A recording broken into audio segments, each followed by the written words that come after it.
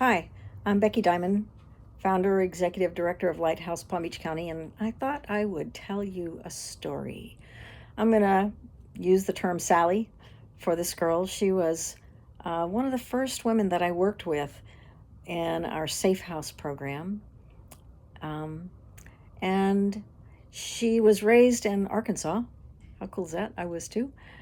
But that's about the only similarity in our stories. She was removed from her family of origin because of incest. Mother failed to protect, went into a, a foster home that also had boys, and the boys began to molest her.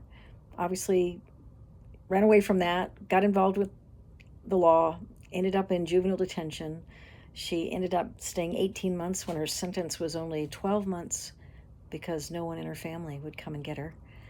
And so that kind of history makes it very difficult, almost impossible, to learn how to trust because the people you should be able to trust are not at all trustworthy. And so then you end up not being able to evaluate people accurately. So when she gets out of juvenile detention, she lives with a friend. She's 16 at this point, and the friend, older girl, 4 or 5 years older than her, ends up selling her to a trafficker in Dallas. Crazy story. Why am I telling you this? Because there's a reason why I do the things I do, the weird things I do. There's a reason that she didn't know how to trust. There's a reason that she kept trusting the wrong people, that she kept ending up with predators instead of protectors, because those basic foundations were not there. One time she said she didn't know how to shop because in the safe house we would shop together and cook meals together.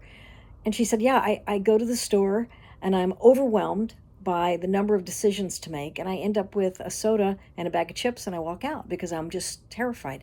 So these basic life skills she never learned, not because she was dumb, not because she was slow or stupid. Nobody ever modeled them for her.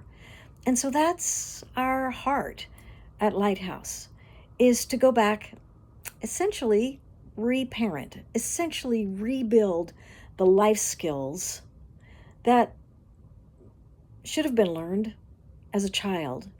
But for the huge majority of the women that we work with, it just was not available, was not one of the options.